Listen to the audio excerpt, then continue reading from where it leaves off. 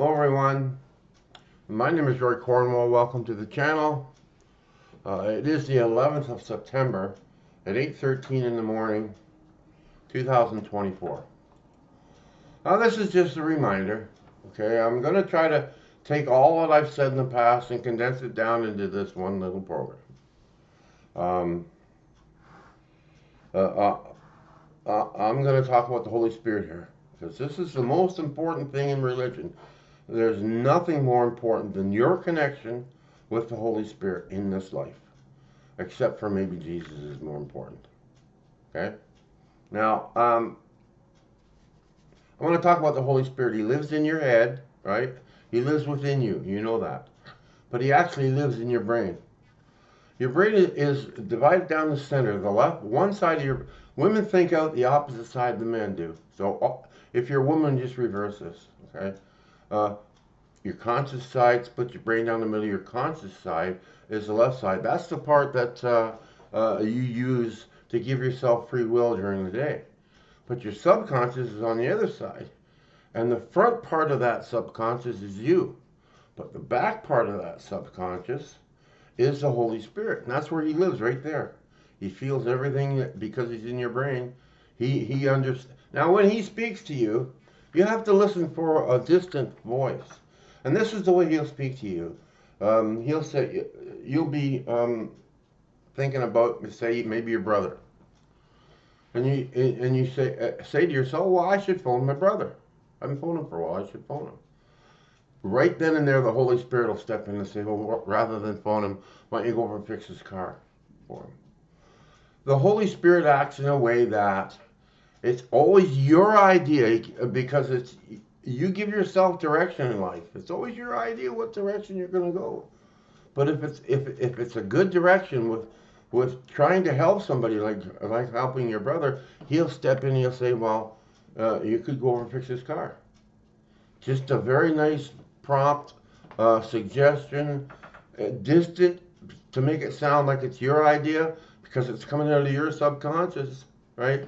But it's not. It's the Holy Spirit, and He speaks to you through your brain to brain. Okay. Now, uh, uh, the Holy Spirit is your friend. Has anybody stepped out the back door in wintertime and looked down, didn't see any ice? But just as you put your foot down there, there's a little voice in your head that says, watch it, that's slippery, just as you slip on it and fall. You fall down and you say to yourself, well, why didn't I listen to myself? I knew it was slippery, I still stepped on it. That's your connection with the Holy Spirit.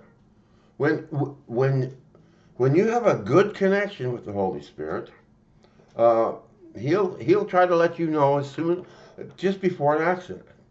But the better the connection with that Holy Spirit, the better the connection, the more leeway you're going to get because you're going to recognize him saying, watch out for the ice earlier.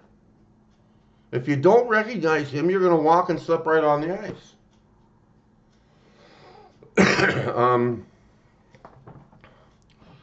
uh, the Holy Spirit will educate you, protect you.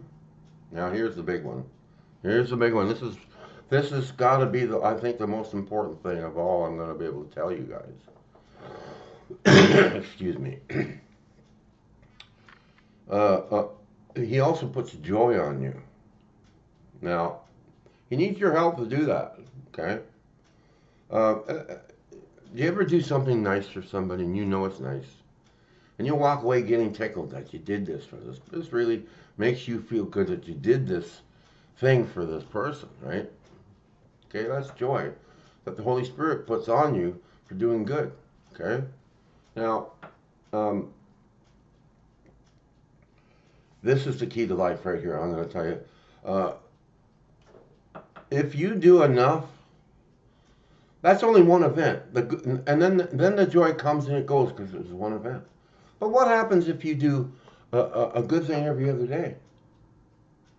You're going to have that joy placed upon you every other day. And it's going to last every day through the week because it lasts for more than a day, this goodness. Now, your life is going to change like crazy because you have the joy of the Holy Spirit put upon you. And you got that because you listen to what he says. Bring him, walk moment by moment through the day with him. And the way you do that is if you're going over for a coffee, you say to him, let's go over for a coffee, you and him. You invite him over, just as if he's a friend standing beside you. You don't walk out the door and leave your friend behind. You say, oh, I'm going over for a coffee. You want to come with me? And that's what you do with the Holy Spirit. You walk moment by moment, day by day with this Holy Spirit. And try to listen for his initial promptings. Now, if you don't believe me, look up Dr. Charles Stanley. And I didn't get this from Dr. Charles Stanley. I got this from God himself, from Jesus Christ. So I'm not prepared to listen to anybody tell me I'm wrong on this. I know I'm not wrong.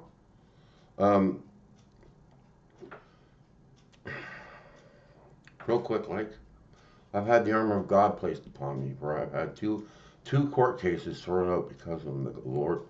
He actually let me see what the armor was, and the armor is not shields and swords. The Lord doesn't have an arsenal up there, okay? What he has is love. He's made of love. He is love. He eats love. Everything love, love, love. He has nothing to give but love. So when he puts the armor of God on you, it's a round ball, a blue ball of intense love that no anger, no nothing, no negativity, no anything can get in there, right? That's the armor of God. Now, when I died, because I got crushed and I went to heaven, I died.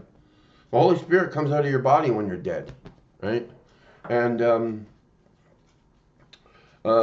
he takes you by your spirit by the hand. So there's your body's dead on the ground, and the Holy Spirit and you are heading towards heaven. And when you get to heaven, right? He lets go of your hand.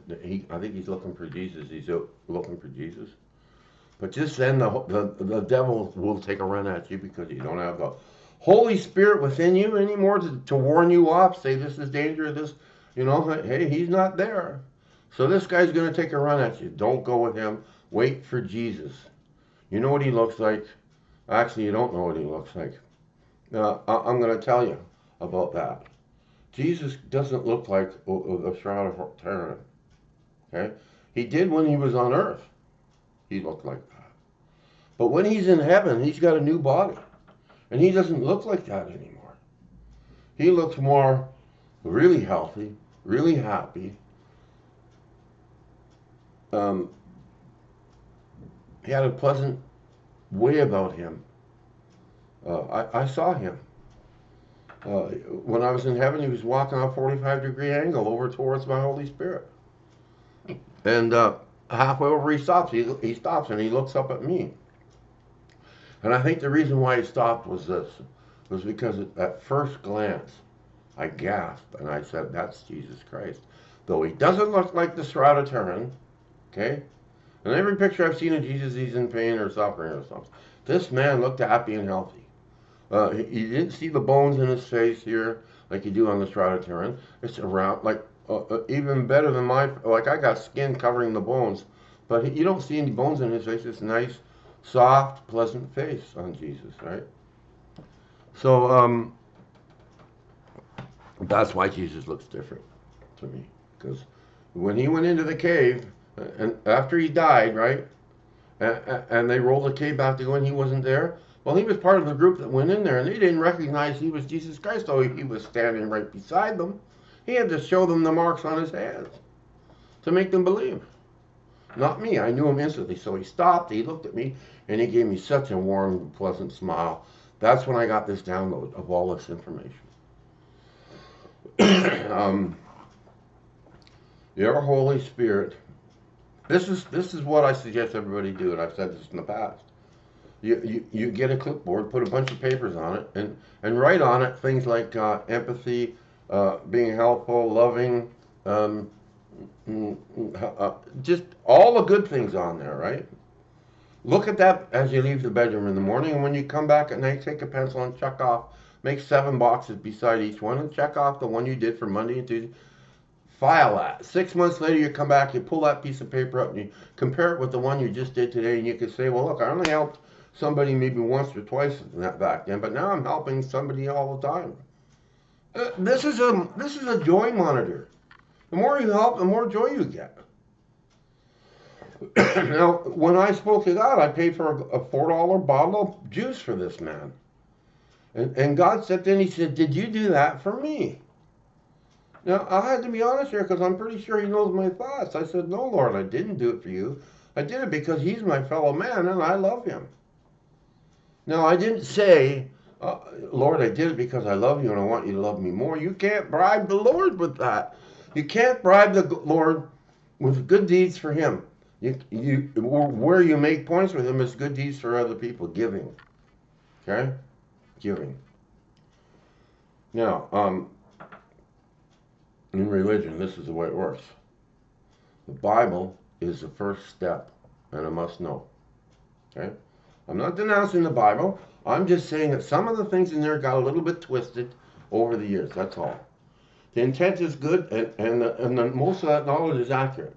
Okay? But you don't stay on the Bible. You don't stay on the Bible. You move forward. You start doing some of the things that the Lord wants you to do.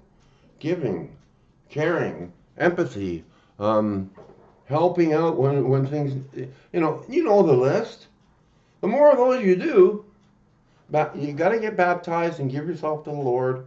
There's a bunch of things there. I've got it back in my segments.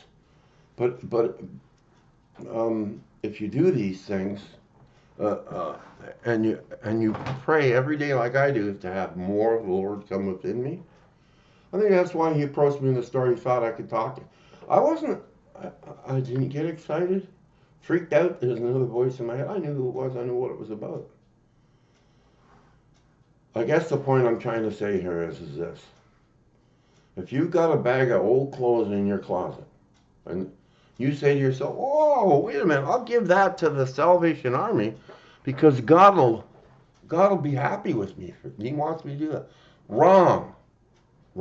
You give that bag of clothes to the Salvation Army because they're your fellow men and you love them.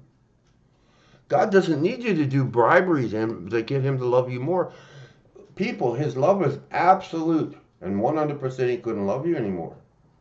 He doesn't need you to do good deeds to please him. He wants you to do good deeds so that you get his message. Be good to people. Give to people. You know, he wants that message to get out there. And if you got that message, that's how you make the Lord happy.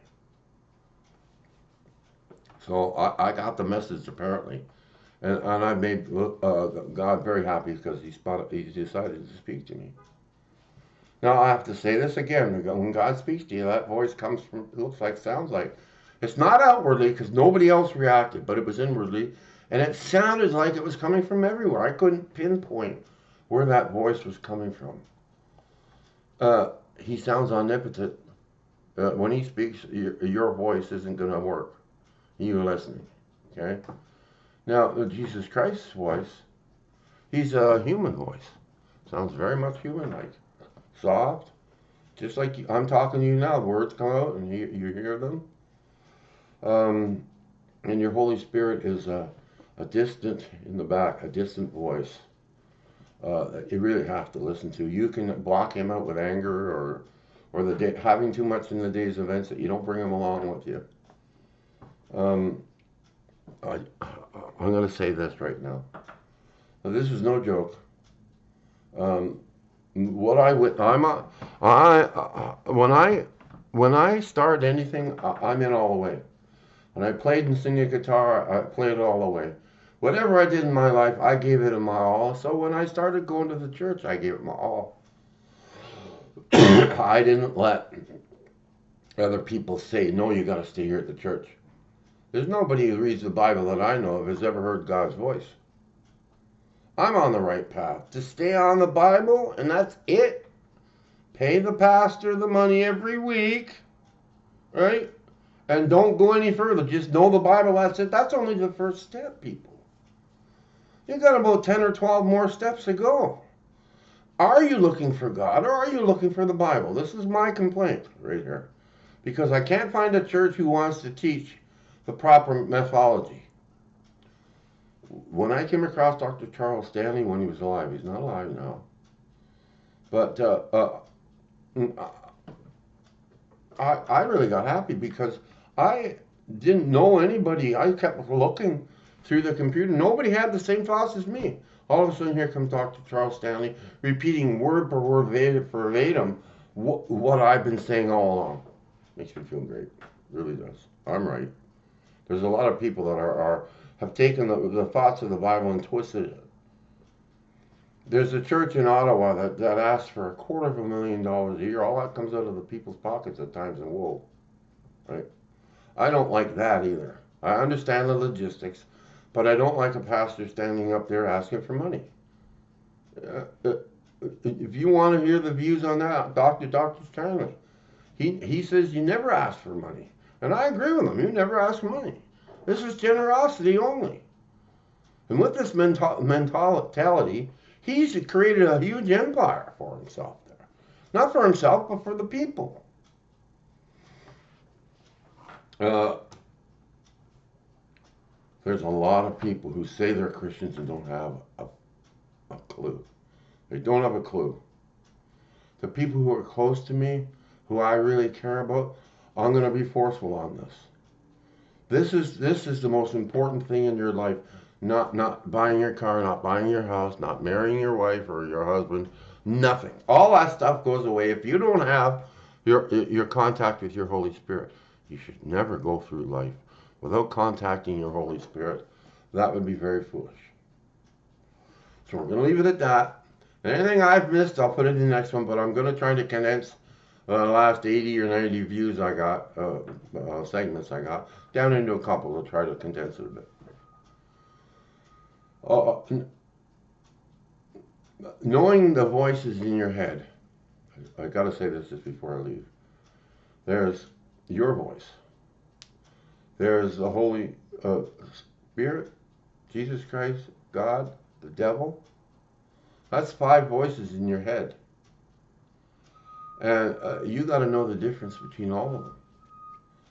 Now I'm going to talk to you about how the devil talks to you. He talks to you out the conscious side of your brain. Right? You'll be doing something and you see something you don't like, and then all of a sudden this thought will come in here. Now go hate that guy. Hey, look what he's doing. He's nuts. He's crazy. You know God isn't saying that. That's the devil. Pray to the Lord. Tell him to get out of your mind. And he will. He'll leave for, I don't know, for a good while until he finds another avenue back in there. And you got to recognize his voice again and tell him to get out. I'm a child of God. I've been sealed by his hand. I know who I am, and you're not allowed in my head. Now,